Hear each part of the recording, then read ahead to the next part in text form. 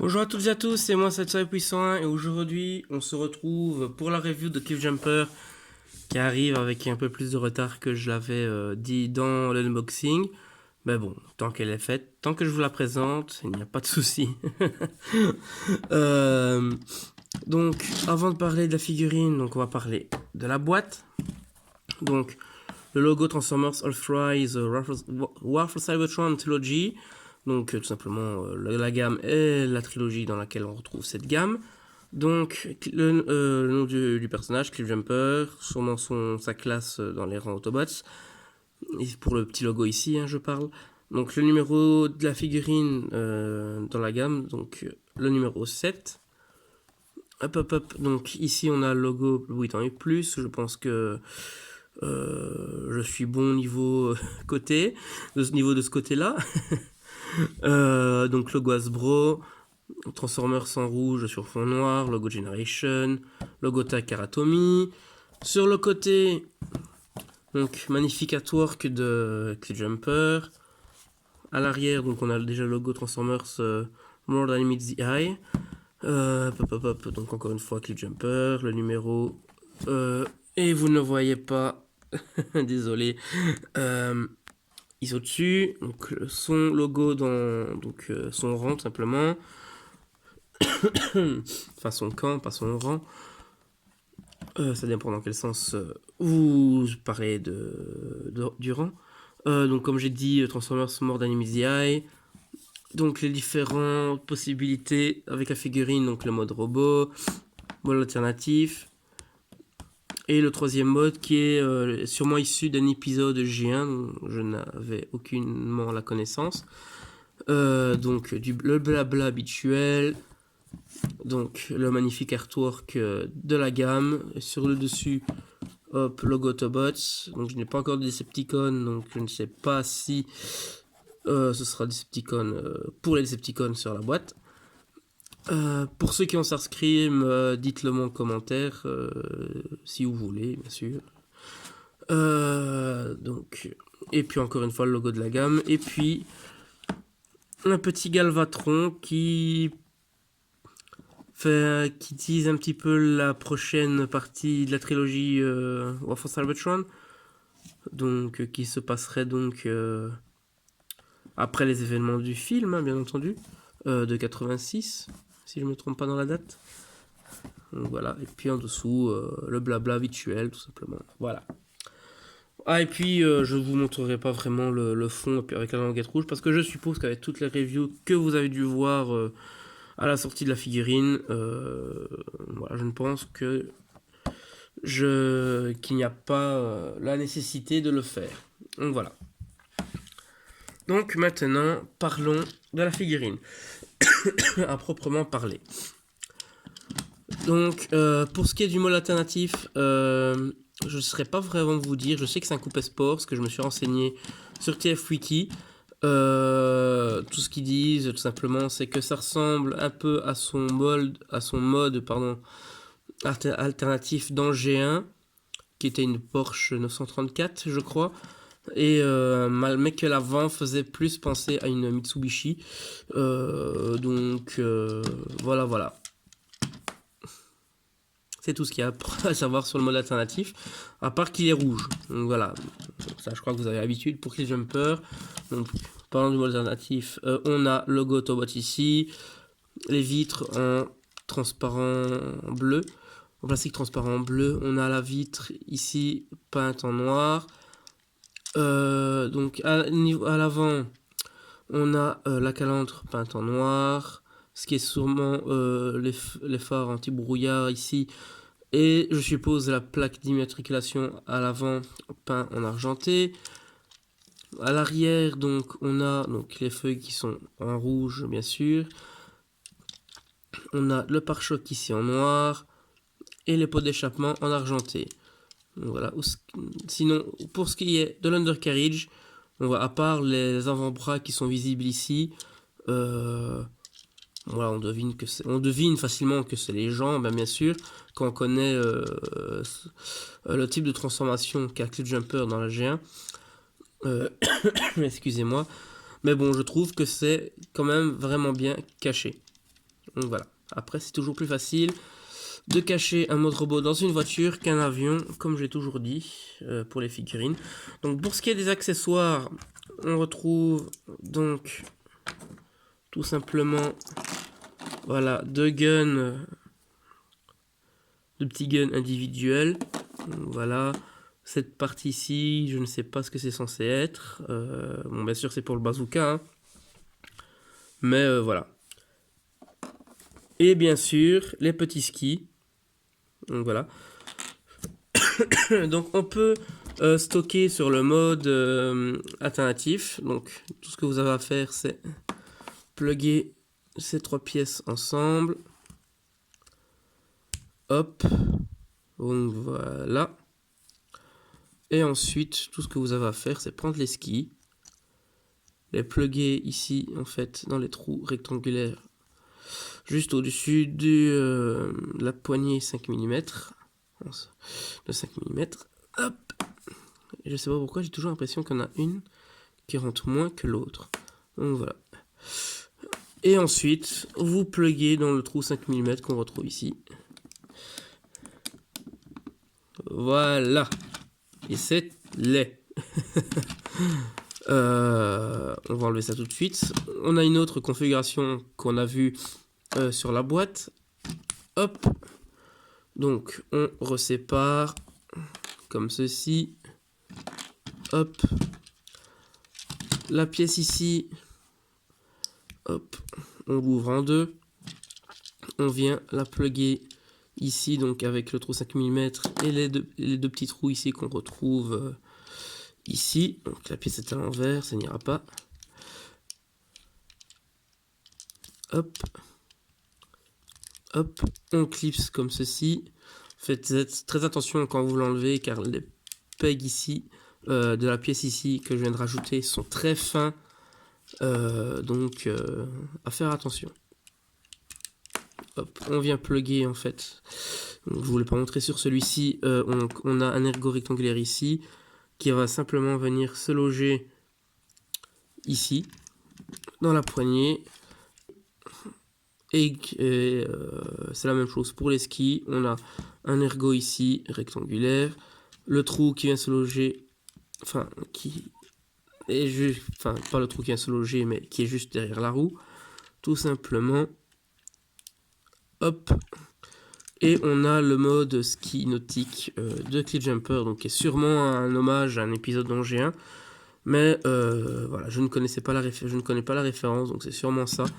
Après, ça m'étonnerait pas que ce soit ça, hein, vu que le Trax Reveal the Shield a bien son mode voiture ailée. Voilà. Et donc je suppose que les guns ici font soit des genres de réacteurs pour permettre à Cliffjumper de ne pas couler, tout simplement, de rester à la surface de l'eau. Donc voilà, voilà. Donc, avant de passer à la transformation, donc je vais juste enlever les accessoires ici. Je vais vous faire les comparaisons en mode alternatif. Voilà, ce n'est rien. Voilà, ça se reclipse. Voilà. En même temps, c'est tellement difficile de l'enlever, je trouve. Donc, tout d'abord, petit comparo avec Bumblebee. Donc, on a enfin deux moules différents pour les deux personnages. C'est pas un simple repeint. Donc, je suis vraiment content que ce soit comme ça et pas un simple repeint de Bumblebee avec la même tête en plus. Donc, franchement, je suis assez content. On a enfin les deux, on va dire jumeaux, j'ai envie de dire, côte à côte avec deux moules différents. Donc voilà, ça fait plaisir à voir. Donc voilà. Donc Bumblebee qui est de la gamme Titan Returns, pour ceux qui l'ignorent ou qui ne se rappellent plus du nom de la gamme. Pour ceux qui se demandent à quoi ça ressemble avec les anciens Chug, les anciens Chug qui étaient des gammes précédentes, avant la réduction de plastique, on voit ici à côté de Sideswipe, donc ne soyez pas étonnés que je vous montre Sideswipe. Voilà. Donc, et honnêtement, je pense que niveau taille, ça fit quand même assez bien. Donc voilà, tout simplement. Donc voilà, à côté de Sideswipe. Et puis, au côté du deuxième Earthrise que j'ai eu dans mon colis, hop, le voici à côté de Wheeljack. Voilà. Et encore une fois, je trouve que la taille, ça va, c'est bien. Donc ça peut en déplaire à certains que Wheeljack niveau taille en voiture soit plus petit que Cliffjumper, mais en même temps, Wheeljack étant une voiture de rallye, si je ne me trompe pas, dans le terme, hein, vu que c'est une voiture de course tout simplement.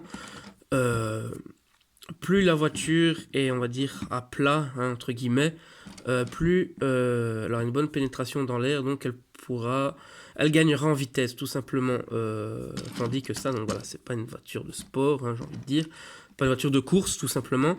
Donc c'est logique que le Cliffjumper niveau hauteur, pour moi, semble plus grand, enfin doit être un peu plus grand. Après, je dis pas, voilà, il n'est pas énormément plus grand, hein.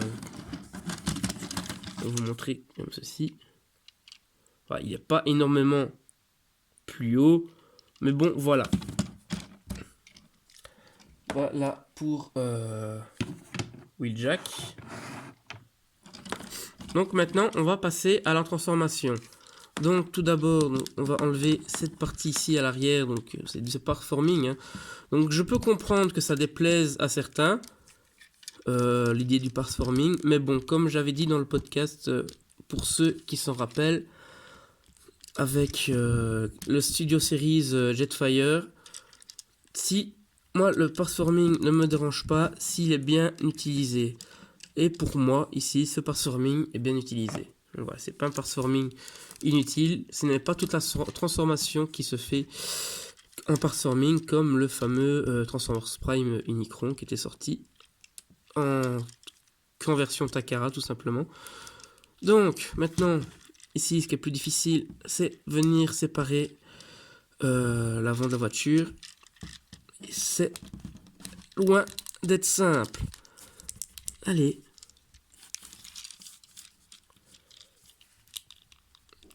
Allez.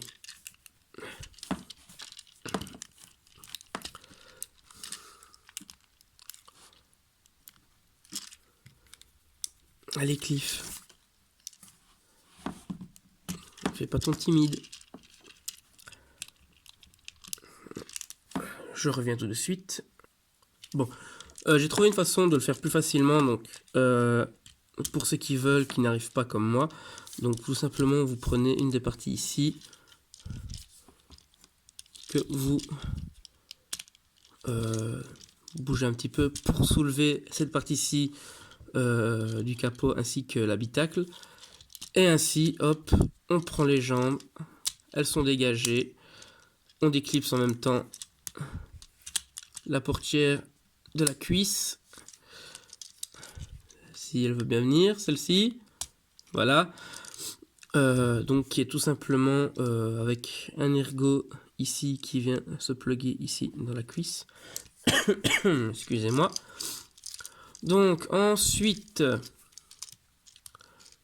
hop, ce qu'on fait, donc les roues, hop, on les rabat en dessous, comme ceci.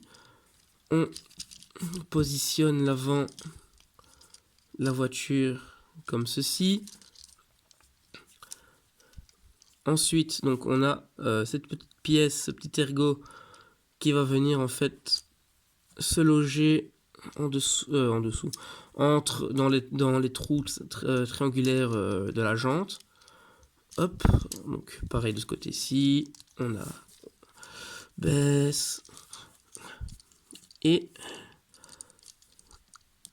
on clipse, hop, on met en position. Et un petit truc marrant, c'est que si on fait ça comme ceci, ben on a un mini Gearwalk en voiture. Mini Garou voiture, donc pourquoi pas. Ça c'est fun, je trouve. Bon. Hop, je vais vous remettre ça comme ceci. Hop, comme ça vous pouvez voir. Donc, maintenant ce que vous faites, vous prenez donc ces parties-ci avec les roues que vous rabattez sur le dessus. Hop, comme ceci. Le bassin, hop, on vient l'abaisser. On tourne comme ceci pour mettre les jambes dans l'alignement du corps, du torse. Hop, hop, hop. Excusez-moi, encore une fois. Donc, on rabat les bras correctement. Cette partie-ci, donc l'habitacle, hop, on vient l'ouvrir. On rabat la partie du capot. On referme. Et ensuite, on prend l'arrière du mode véhicule. Donc moi, je n'ai pas d'ongle, je ne pense pas réussir comme ceci. On vient, bon, tant pis, prendre l'ergot noir ici, s'il veut bien venir, ce qui est une autre paire de manches. Hop, voilà. On met l'ergot ici. On a un trou, donc qui était le trou où on mettait la pièce noire pour le mode ski nautique, j'ai envie de dire. On remet le bassin correctement. Et on vient tout simplement plugger l'arrière du véhicule dans le dos pour qu'il serve tout simplement de backpack. Voilà, voilà. Et on a Cliff Jumper en mode robot. Donc avant de passer aux articulations, donc on va passer aux comparaisons. Comme ça, c'est fait. Donc le voici à côté de Bumblebee. Voilà. Donc on peut voir que Bumblebee est quand même un petit peu plus petit. Voilà, donc que pour un Deluxe Class, Cliff Jumper fait aussi la taille d'Allegence. Mais bon, je peux comprendre que ça fasse mal au portefeuille. Mais honnêtement, moi, ça me fait moins mal avec Cliff Jumper qu'avec le trio Funboss dans la gamme Studio Series. Voilà, voilà. Et puis, j'ai envie de dire, personnellement, après, ce n'est que mon avis personnel. Vous savez quoi, je vais vous le dire à la fin de la review, ce serait mieux. Ce n'est rien de méchant, mais voilà. Je n'ai pas envie de traîner à cause de ça. Donc le voici à côté de Wheeljack, donc de la même gamme, hein, toujours. Donc voilà, comme ça vous pouvez voir ce que ça donne niveau taille. Honnêtement, je trouve que ça va assez bien. Et pour maintenant, dernière comparaison, pour ceux qui veulent savoir, avec les Deluxe, un Deluxe avant la réduction de plastique. Donc le voici à côté de Sideswipe. Ça m'étonne que j'ai dû chercher après son nom. Donc voilà, voilà. Et donc si on veut, on peut faire un petit groupe avec ceux que j'ai présentés plus tôt. Et honnêtement, je trouve que la taille avec Wheeljack, ça va, comparé à ces deux-là, ça va, c'est bien quand même. Après, je ne sais pas quelle taille il fait Wheeljack comparé à Sideswipe de base, mais bon. Et puis, hop, avec Bumblebee. Donc voilà, voilà. Donc voilà, avec les trois autres que j'ai fait pour la comparaison. Donc bah, moi, honnêtement, je trouve que ça va quand même assez bien. Donc voilà, pour moi, c'est nickel. Hop. Hop. Bon, bien sûr, pas besoin de vous dire, Wheeljack suivra en termes de review. Ça me semble logique. Donc, maintenant, les articulations. Donc, on a la tête qui est sur un ball joint, assez difficile à bouger d'ailleurs. Hop, on a le bras qui peut faire un 360, il peut faire jusque là. Hop, une rotation aussi au niveau du biceps. Le coude, 90 degrés tout pile. La main qui est articulée, donc c'est une simple rotation, mais ça fait toujours plaisir. On a le bassin, hop, articulé. Pour ce qui est des jambes, hop, il peut faire le grand écart. Donc en avant, il peut aller comme ceci. En arrière, comme ceci. On a également une rotation au niveau de la cuisse. Voilà. Qui s'arrête, qui va jusque là, hein, tout simplement. Au niveau du coude, du genou, pardon, jusqu'ici. Et pour ce qui est du pied, donc on n'a pas de haut bas, mais on a une cheville cassée. Donc voilà, donc honnêtement il est très bien articulé je trouve. Hop, on remet le pack correctement. Bon par contre le petit défaut que je trouve c'est qu'on aurait peut-être pu avoir un petit clip ou un truc assis en plus de l'ergot pour plugger dans le dos, comme ça on n'a pas cette rotation du backpack dans le dos, mais bon après ça c'est moi qui chipote hein, bien sûr. Puis il faut être un peu difficile une fois de temps en temps. Ensuite, pour ce qui est des armes, donc, donc ce qu'on peut faire, donc on peut simplement mettre les guns si on veut, oups, tout simplement comme ceci dans les mains.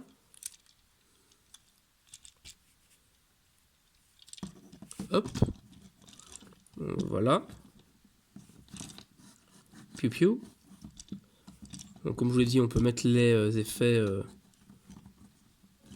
hop, de tir dans les armes, ainsi que sur les pegs 3 mm à disposition sur la figurine. Donc on peut mettre les armes comme ceci, ou bien on peut faire comme un genre de chargeur sur le côté avec les skis. Honnêtement je trouve c'est un peu moyen pour le look, tout simplement. Voilà.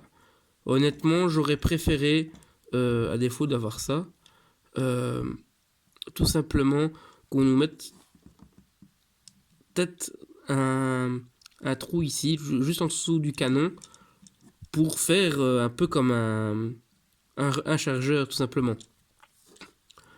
Donc voilà. On enlève le ski. Hop, parce que je trouve que ça fait moche. Et puis l'arme ici, cette partie-ci, on peut la disposer dans le petit trou rectangulaire via le petit ergot ici qu'on a à disposition.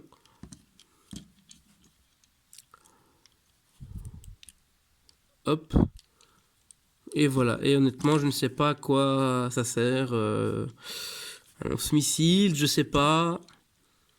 Un canon en plus, un canon d'épaule. Je sais pas. Je sais pas du tout. Ou bien, et ça c'est la configuration dans laquelle ça va rester. Pour ce qui est une petite arme de poing, je compte lui mettre l'arme de jazz Power of the Primes, dont j'ai fait le custom en review pour les intéresser, pour ceux qui ne l'auraient pas encore vu. Hop, on vient donc plugger comme le système, comme le mode de stockage pour le mode véhicule. Et ça ici, hop, on vient mettre dans les deux trous sur le côté ici, pour faire tout simplement un trépied quand il est couché sur le sol, comme dans l'épisode G1 avec Hound. Et voilà, on a son bazooka de près. Et Cliffjumper peut dégommer du Decepticon à gros coups de roquette. Voilà, voilà. Et donc comme je vous ai dit, donc ça, je compte laisser les accessoires dans cette configuration car c'est beaucoup plus intéressant. Et donc voici à ce quoi il ressemble avec la fameuse arme de Jazz Power of the Primes. Donc que j'avais mis à la base sur le Bumblebee Reveal the Shield. Mais bon, je trouve que ce Cliffjumper en a plus d'utilité. Même s'il a déjà un bazooka, j'aime bien avoir, pour certains personnages en tout cas, une arme lourde et une arme légère, tout simplement. Donc voilà. Et le Cliffjumper est dans ce cas-là. Donc voilà ce à quoi il ressemble avec cette fameuse arme. Hop. Qui est un peu grande pour lui. Mais bon, il a déjà un bazooka qui fait sa taille, donc on va pas se plaindre. Donc voilà, voilà. Donc on peut aussi mettre les armes aussi sur les trous 5 mm sur les côtés des bras. Et aussi on peut mettre les effets ou les weaponizers ici, sur les pieds, sous les pieds. Donc voilà pour les modes d'armes, tout ça, tout ça. Donc voilà, voilà. Donc c'est ici que cette review s'achève. Donc est-ce que je vous le recommande? Honnêtement oui, c'est le meilleur Cliff qu'on ait eu pour les gammes Chug tout simplement.